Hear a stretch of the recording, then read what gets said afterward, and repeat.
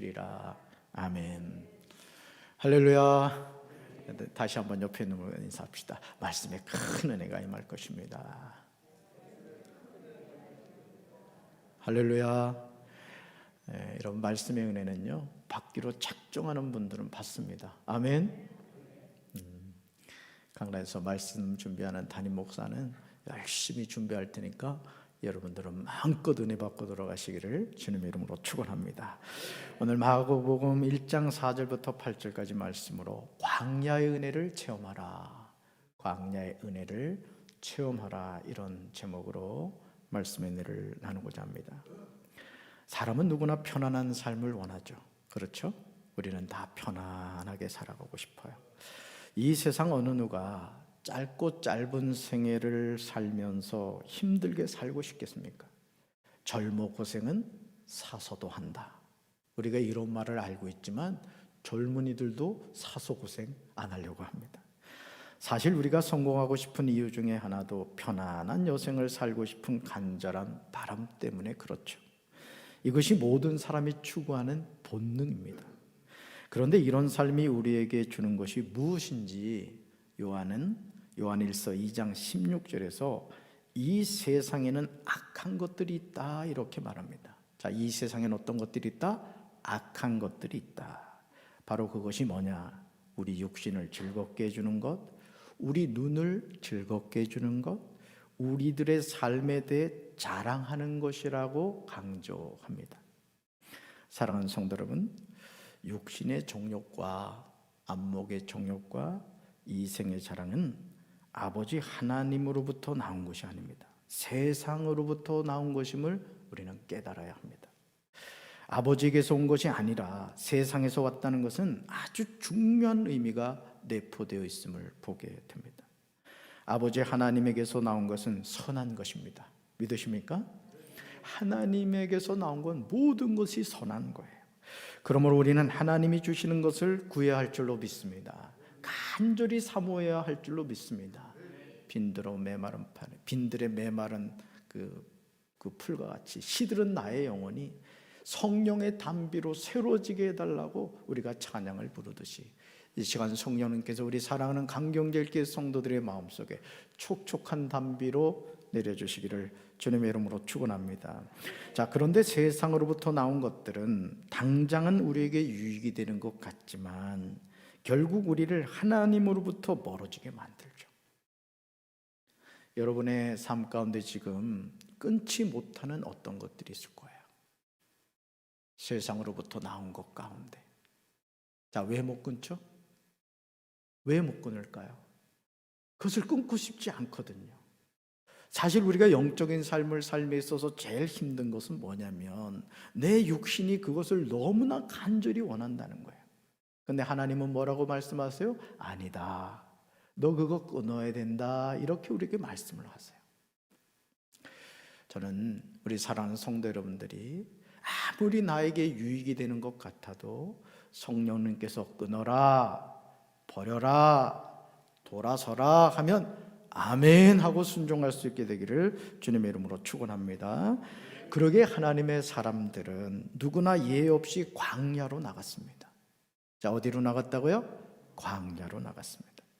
광야로 나가서 그곳에서 살아계신 하나님을 만났습니다.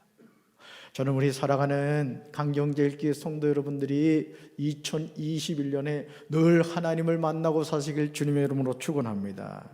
육신적으로는 너무도 고통스럽고 힘겨울지 몰라도 광야는 우리에게 하나님이 어떤 분이신가에 대해서 정확하게 알려줘요. 제 자신의 목회 여정을 돌이켜봐도 그런 것 같아요. 그 지하 개척교회에서 7년간 목회를 하면서 그 캄캄한 곳에 불을 꺼놓으면요 그냥 캄캄해요.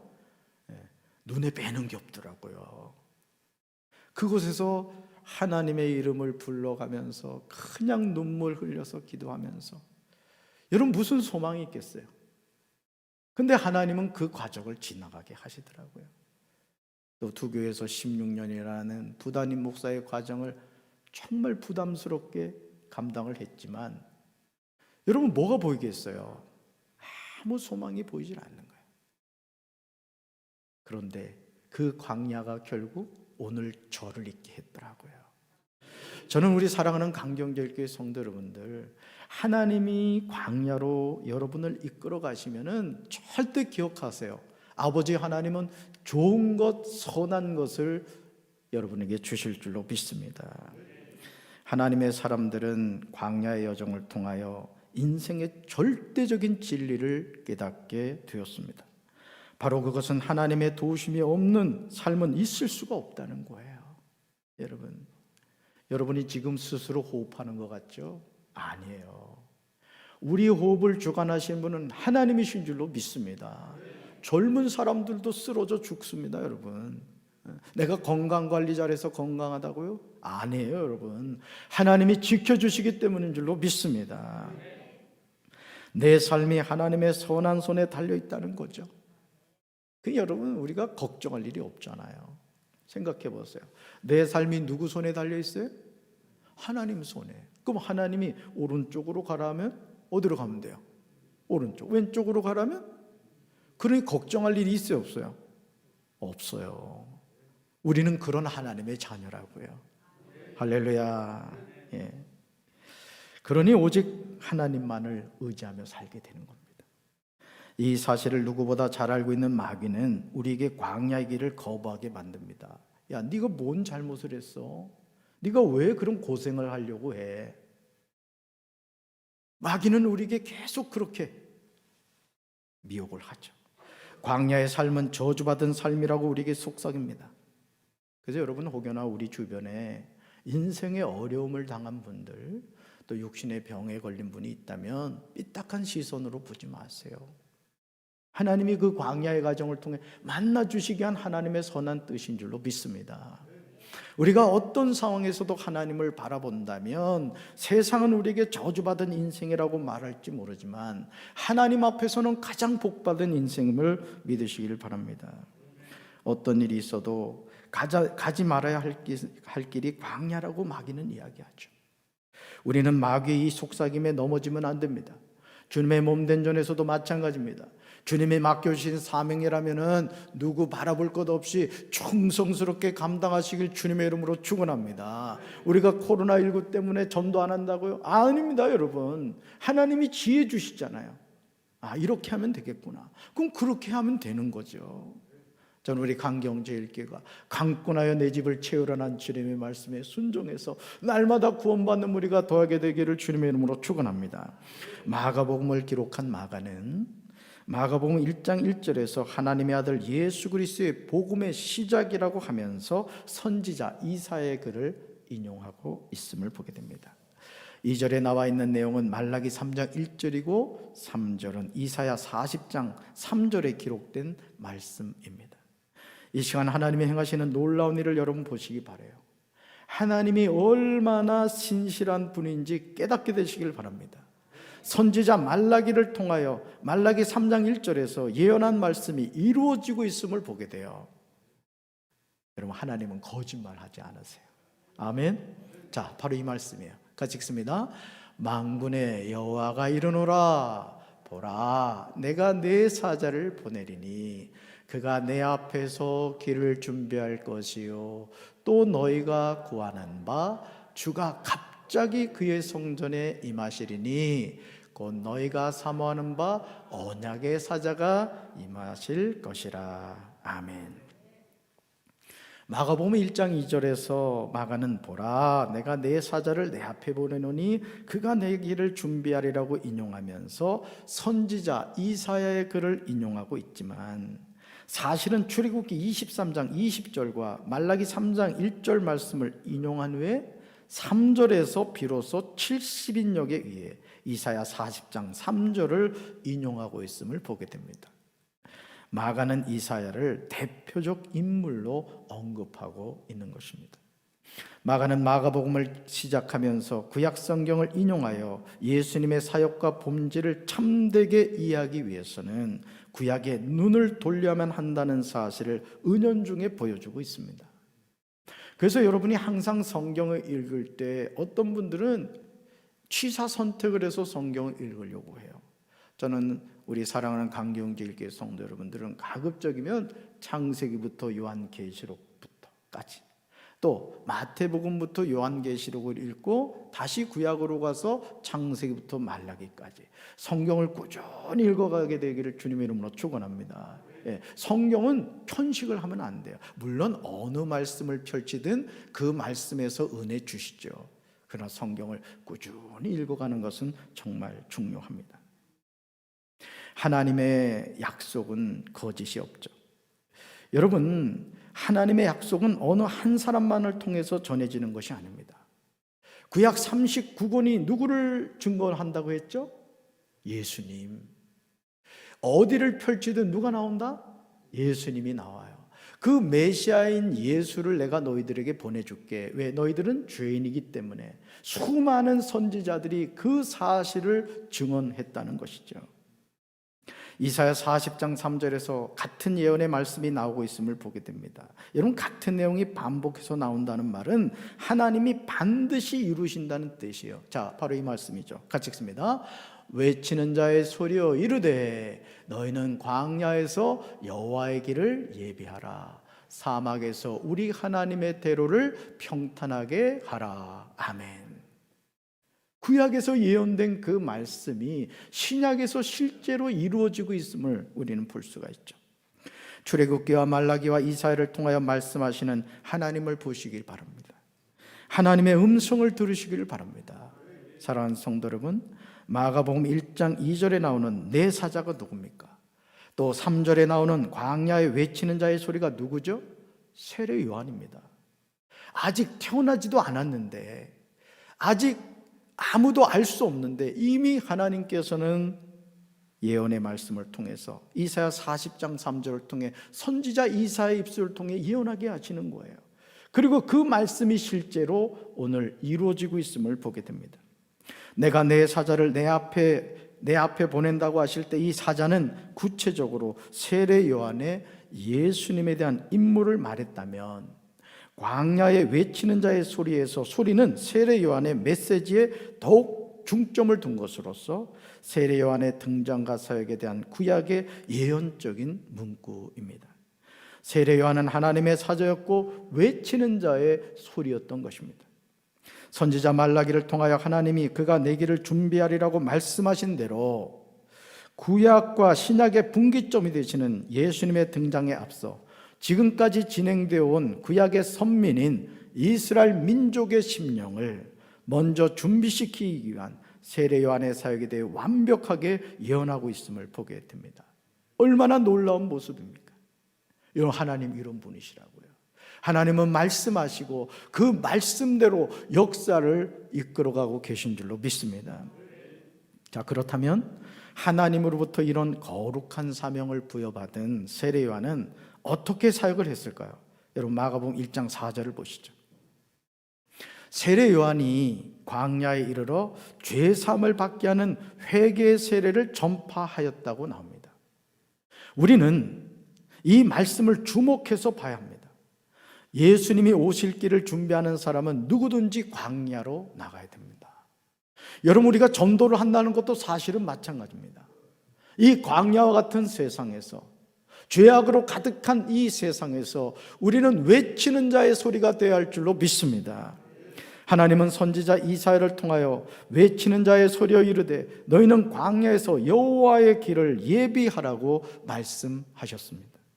사막에서 우리 하나님의 대로를 평탄하게 하라고 하셨습니다.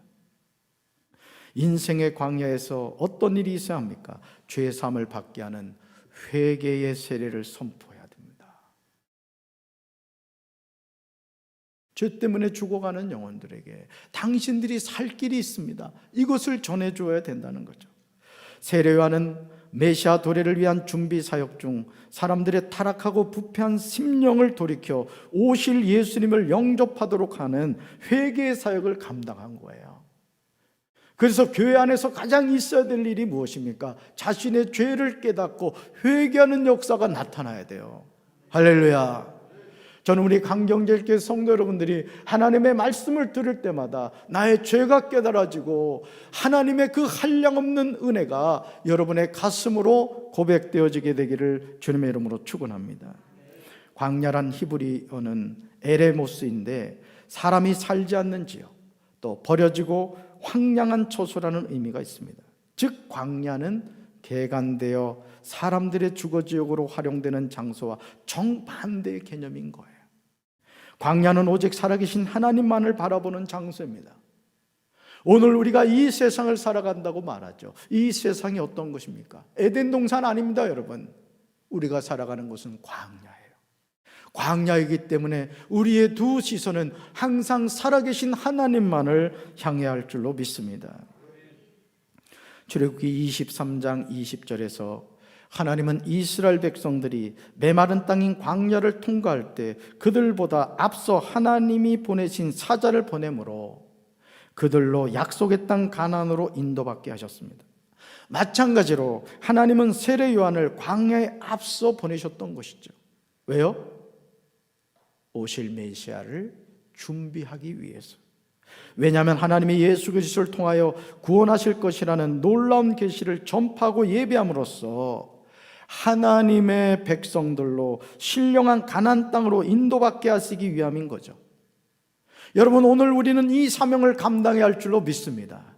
외치는 자의 소리가 되어 이 광야에서 소망을 발견하지 못하는 많은 영혼들에게 당신들에게도 살 길이 있습니다라는 외치는 자의 소리를 감당해야 된다는 거죠. 여러분, 광야는 외롭고 쓸쓸하고 무서운 곳입니다. 우리가 이 광야와 같은 세상에 살고 있을지라도 참 진리가 되시는 그리스도를 만남으로 비로소 행복을 구할 수 있는 줄로 믿습니다. 내가 예수님을 통해 구원받았다는 것, 내가 하나님의 자녀가 되었다는 것, 얼마나 감사한 일입니까? 누가복음 7장 24절에서 예수님은 세례 요한이 예수님에게 보낸 사람들이 떠난 후에 요한에 대하여 이렇게 말하죠. 너희가 무엇을 보려고 광야에 나갔더냐? 제가 지금 우리 성도 여러분들에게 묻겠습니다. 여러분은 무엇을 보려고 광야 같은 인생을 살고 계십니까? 목사님, 저는 로또가 됐으면 좋겠어요. 돈벼락 한번 맞아봤으면 좋겠어요. 내 통장에 억 하는 돈이 좀 있으면 좋겠어요. 여러분, 다양한 소망이 있으시죠? 여러분, 광야에 무엇을 보려고 나가셨습니까? 오늘 우리에게 주님이 묻고 계십니다. 우리는 이 질문에 대한 대답을 마가복음 1장 4절에서 찾게 됩니다. 여러분, 성경은요, 저는 말씀을 이렇게 묵상하고 읽다 보면 성경은 질문을 던지고 그 질문에 대한 해답을 제시해 줍니다. 자, 우리가 왜 광야로 나가야 됩니까? 마가복음 1장 4절 보세요. 광야는 죄 사함을 받게 하는 회개의 세례가 전파됩니다. 광야에 나갔을 때 우리는 외롭다 했어요. 쓸쓸하다고 했습니다. 두렵다고 했어요. 왜 그럴까요? 왜 외롭죠? 가족이 같이 있는데도 외롭습니다. 그것은 우리의 바라봄이 세상으로부터 하나님께로 바뀌어야 되기 때문에 그렇습니다. 저는요, 이 광야의 삶에서 저와 여러분이 살아계신 하나님 바라보게 되길 주님의 이름으로 축원합니다. 그리고 그 광야에서 죄사함을 받게 하는 회개 세례. 내가 이제까지 죄인으로 살았구나. 내가 하나님의 뜻대로 산다고 했지만은 하나님의 뜻과는 너무 무관한 삶을 살았구나. 우리가 착각하지 말아야 할 중요한 사실은 내가 죄를 지어서 죄인이 아니라는 것이죠. 이미 내가 태어나기 훨씬 이전부터 원죄를 가지고 있었고 또 알게 모르게 자범죄를 짓고 살아왔음을 알게 됩니다. 이것이 우리의 영적인 실상이에요. 아무리 몸부림을 쳐도, 아무리 애를 써도, 아무리 착하고 선하게 살려고 해도 우리는 죄인일 수밖에 없다는 것이죠. 그래서 광야에서 우리가 그걸 깨닫게 되는 거예요. 여러분, 우리가 왜 영과 진리로 하나님 앞에 예배를 드립니까? 마치 숙제하듯이 오늘도 내 교회 갔다 왔어. 누가 알아줍니까, 여러분? 아무도 알아주지 않아요. 하나님이 오늘 이 예배를 통해서 저와 여러분에게 바라시는 건 뭐예요? 상한 심령입니다. 하나님 없이는 살아갈 수 없다는 그 고백을 듣고 싶은 거예요. 그럼 하나님이 뭐라고 대답하시겠습니까? 그래? 정말 나 필요해? 너 정말 나 필요하니? 나밖에 없어? 그래, 나도 너밖에 없다. 하나님 그 음성 듣고 싶은 거예요. 할렐루야. 그러므로 인생의 광야는 자신의 죄를 깨닫고 그 죄사함을 받는 장소예요. 광야는 저주의 장소가 아닙니다. 예수님도 광야로 가셨잖아요. 마귀에게 시험을 받으셨잖아요. 그렇지만 승리하셨어요. 뭐로? 말씀으로. 그 여러분, 광야로 나가면은 말씀 외에 우리가 붙잡을 수 있는 것이 없다는 거죠. 회개 세례가 전파되는 곳입니다. 그러기에 광야는 외롭고 쓸쓸하고 무서운 곳이지만 우리 삶이 다시 소성하게 되는 축복의 장소입니다. 이제 광야로 나가서 새로워져야 할 줄로 믿습니다. 사랑하는 성도 여러분, 교회는 죄인이 자신의 죄를 회개하고 구원받는 거룩한 장소예요. 건물이 아름다워서 거룩한 장소가 아닙니다. 또 사람이 많이 모여서 하나님이 임재하는 장소가 아니에요. 죄인들이 자신의 죄를 깨닫고 회개하기 때문에 교회는 주님의 몸이고 하나님의 성전이고 예수님이 말씀하신 것처럼 내 집은 만민이 기도하는 집인 줄로 믿습니다. 언제든지 나와서 통에 자복하면서 기도하는 장소, 바로 하나님의 성전이죠. 마가복음 1장 5절에 강경제일교회 앞으로 있어야 하는 참된 부흥의 모습이 나와요. 저는 이런 교회가 되길 바랍니다. 자, 말씀 같이 읽습니다. 온 유대 지방과 예루살렘 사람이 다 나아가 자기 죄를 자복하고 요단강에서 그에게 세례를 받더라. 아멘. 이 구절을 이렇게 바꾸면 좋겠어요. 충남 지역과 강경 모든 사람이 다 나아가 자기 죄를 자복하고 금강에서 세례를 받더라. 할렐루야. 이게 부흥의 모습이에요. 여러분, 사람이 많이 모인다고 부흥입니까? 아닙니다, 여러분. 그럼 교도소가 제일 부흥하겠네요? 사람이 많이 모여서 부흥이 아니에요. 자신의 죄를 깨닫고 회개하는 사람들이 모이는 장소, 그것이 하나님의 참된 부흥인 줄로 믿습니다.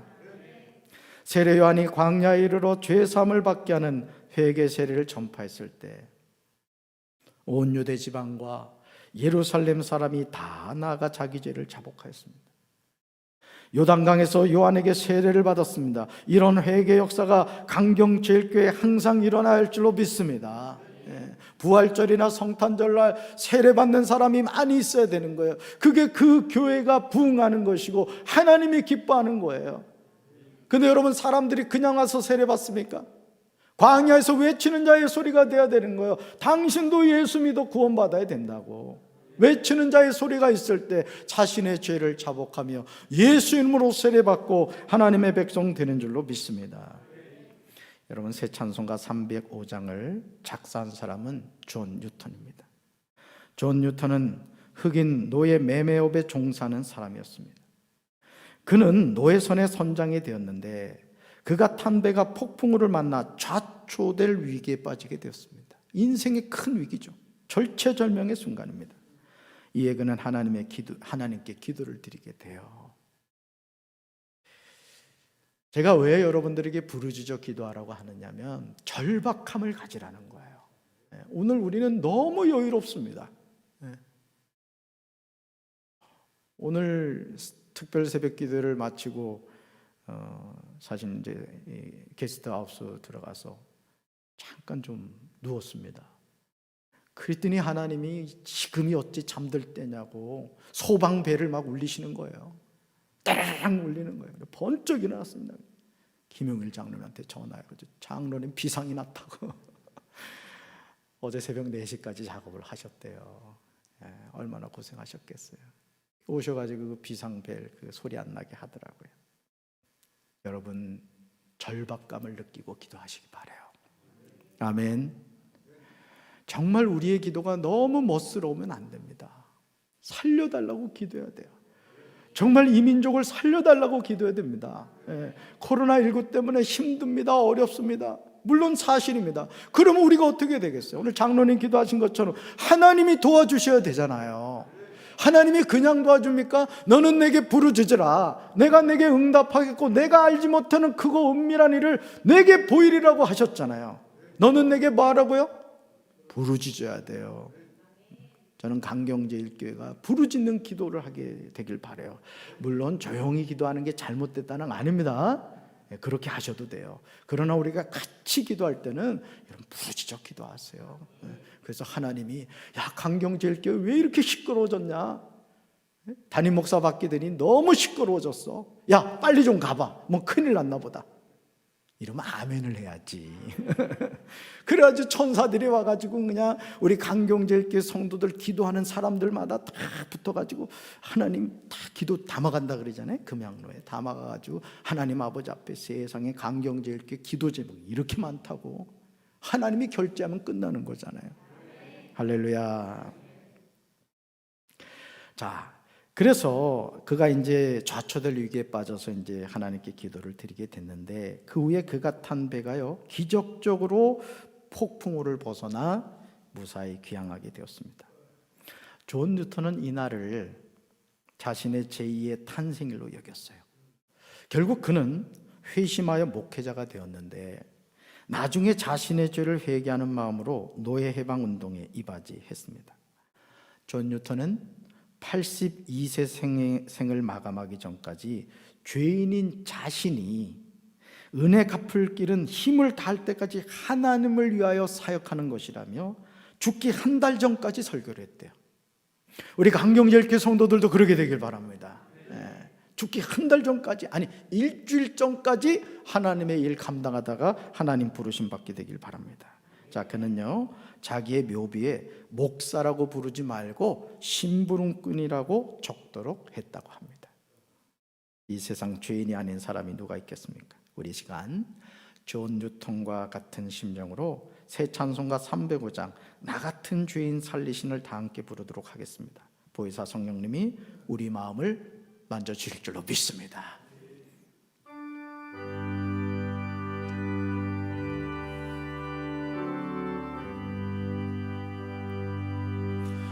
나 같은 죄인 살리신 주 은혜 놀라워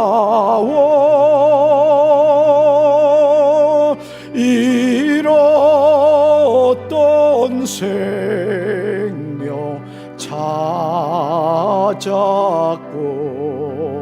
광명으로 덮네 큰 죄악에서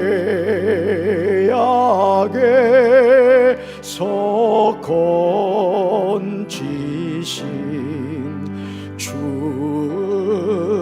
은혜 고마워 나 처음 믿은 그 시간 귀하고 귀하다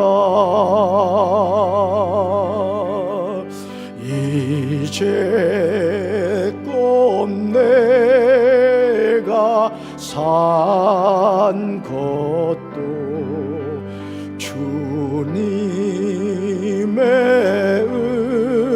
은혜라 또 나를 장차 본향에 인도해 주시리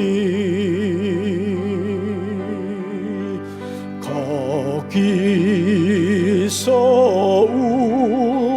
우리 영원히 주님의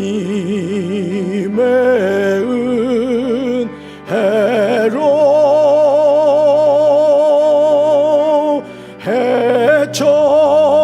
해처럼 밝게 살면서 주 찬양하리라.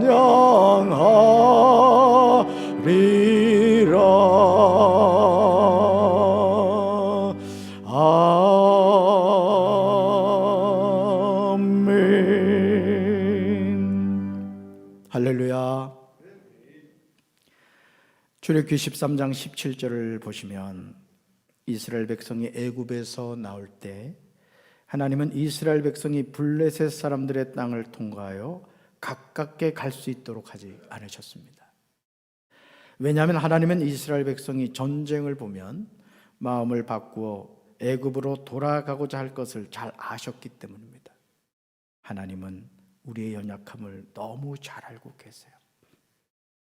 여러분, 하나님은요, 아담이 선악을 알게 하는 나무의 열매를 따먹을 거 알고 계셨어요.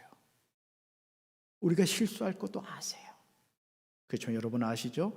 여자의 후손에게서 메시아이신 예수 그리스도가 나게 하셨어요. 얼마나 감사합니까? 방치하셨다고요? 아닙니다. 우리를 사랑하신 거예요. 우리의 연약함을 아시고 우리의 걸어가는 길에서 우리가 몇 번 넘어질 것도 아십니다. 그리고 우리가 다시 일어날 수 있도록 힘과 용기를 주실 줄로 믿습니다. 그러므로 하나님은 가나안 땅에 빨리 들어갈 수 있는 길이 있었음에도 홍해의 광야의 길로 돌려 백성을 인도하셨습니다. 여러분, 조급해하지 마세요. 저도 짧은 생애 여정을 살면서 내가 조급하지 하나님은 조급하지 않더라고요. 하나님은 하나님의 가장 좋은 때에 저와 여러분을 가장 복된 장소로 인도한다는 사실을 믿으시길 바랍니다. 우리 인생이 누구 손에 있다고요? 하나님 손에 있습니다. 하나님만 바라볼 때 하나님 우리의 삶을 인도해 주시는 줄로 믿습니다. 그렇다면 광야의 길을 하나님의 백성들이 홀로 걸어가게 하셨을까요? 그래, 잘됐다. 너 광야에 네 멋대로 살아봐라. 하나님이 그러십니까? 출애굽기 13장 21절과 22절에 하나님이 행하신 일이 나와요. 바로 이 말씀이죠. 같이 읽습니다. 여호와께서 그들 앞에서 가시며 낮에는 구름 기둥으로 그들의 길을 인도하시고 밤에는 불 기둥을 그들에게 비추사 낮이나 밤이나 진행하게 하시니 낮에는 구름 기둥 밤에는 불 기둥이 백성 앞에서 떠나지 아니하니라. 아멘. 죄 때문에 지옥 가는 수많은 영혼을 구원하시기 위해서 오실 구세주가 되시는 예수님이 오실 길을 앞서서 준비하도록 세례 요한을 광야로 이끄셨듯이 하나님은 출애굽하여 광야의 길을 걸어가야 하는 하나님의 백성을 절대 버리지 않아요. 여러분, 밤이 어두울수록 하나님의 사랑은 더 깊어집니다. 가장 어두운 때가 새벽 오기 전이라고 하잖아요. 혹시 여러분은 그 시간을 지내고 있습니까? 그렇다면 두려워하지 마세요. 하나님이 우리와 함께 하시는 줄로 믿습니다. 이 시간 광야의 여정에서 함께 하시는 하나님이 어떤 분이신지 한번 볼까요? 첫째, 여호와께서 그들 앞에서 가셨습니다. 둘째, 낮에는 구름 기둥으로 그들의 길을 뭐 했다고요? 인도하셨습니다. 자, 밤에는 불 기둥을 그들에게 비추어 주셨습니다. 네 번째, 낮이나 밤이나 진행하게 하셨어요. 낮이나 밤이나. 하나님은 우리를 떠나신 적이 없다는 뜻이죠. 자, 낮에는 무슨 기둥요? 구름 기둥. 밤에는요? 불 기둥. 백성 앞에서 떠나지 아니하게 하셨습니다. 사랑하는 성도 여러분, 지금 외롭고 쓸쓸하고 무서운 광야를 지나가고 계십니까? 목사님, 너무 힘들어요. 제 인생이 왜 이렇게 힘든지 모르겠어요. 그런 분이 계십니까? 아니, 그렇게 느끼고 계십니까? 그렇다면 분명히 기억하시기 바랍니다.